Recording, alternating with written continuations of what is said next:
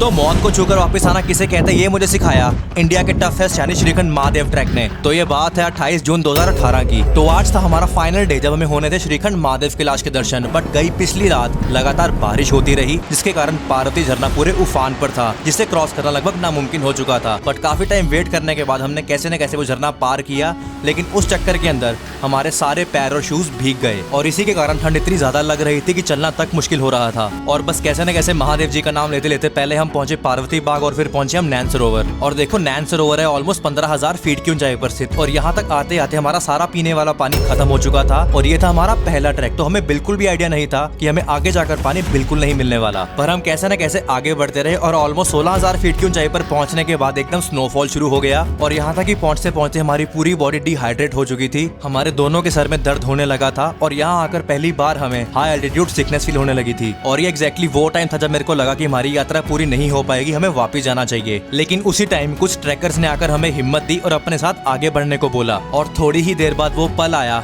जिसका हम सबको बेसब्री से इंतजार था। वो पल जिसके लिए हम घर से निकले थे, हमारे सामने थे श्रीखंड महादेव कैलाश। सही में बताऊं तो वो मेरी लाइफ का आज तक का बेस्ट मोमेंट था। बट ऑनेस्टली सेइंग ये हमें बिल्कुल नहीं पता था कि हमारा असली टेस्ट अभी भी बाकी है। तो दर्शन करने के बाद मैं वापस आ रहा था कि अचानक एक ग्लेशियर क्रॉसिंग के ऊपर मेरा पैर फिसल गया और मैं खाई की तरफ गिरने लगा। पर मैंने कैसे न कैसे करके फिसलते फिसलते अपना ट्रैकिंग पोल बर्फ के अंदर गाड़ दिया, जिसके कारण मैं एक जगह पर आकर रुक गया। आप सब मानोगे नहीं, मैं ऑलमोस्ट वहाँ पर 30 मिनट तक लेटा रहा ग्लेशियर के ऊपर और मेरा दोस्त हेल्प के लिए चिल्लाता रहा। और थोड़ी देर के बाद 3-4 लोग मेरे रेस्क्यू के लिए आए, लेकिन मेरा प्लास्टिक वाला रेनकोट बर्फ पर इतना फिसल रहा था कि वो जब जब रेस्क्यू करने का ट्राई करते मैं और नीचे फिसलता जाता। और थोड़ी देर के बाद उनमें से एक इंसान ने मेरा रेनकोट सबसे पहले फाड़ा और उसके बाद मेरे को रेस्क्यू किया। और ऊपर आकर जब मैंने देखा कि मैं कहां पर गिरा था तो मेरे रोंगटे खड़े हो गए। अगर मैं थोड़ा और फिसल जाता तो मैं कभी आपको ये कहानी सुना ही नहीं पाता। और जैसे ही हम वहां से निकले कुछ देर के बाद मौसम खराब हो गया, जिसके कारण पूरी वैली के अंदर बादल छा गए और विजिबिलिटी 0 हो गई। और हम लोग ऑलमोस्ट 5 घंटे तक उस वैली के अंदर भटकते रहे। तो लगभग रात को 9 बजे 5 घंटे भटकने के बाद हम पहुंचे पार्वती बाग। वो भी तब जब मौसम क्लियर हुआ और मैंने अपने हेडलैम्प के थ्रू सिग्नल्स देना शुरू किया कॉन्टिन्यूसली। और जब फाइनली हमें आगे से सिग्नल मिला तो हम फाइनली पहुंचे पार्वती बाग। देखो इस यात्रा ने ना मेरे को एक बहुत इंपॉर्टेंट चीज सिखाई कि जब भी आप पहाड़ों पर ट्रैक करने आ रहे हो,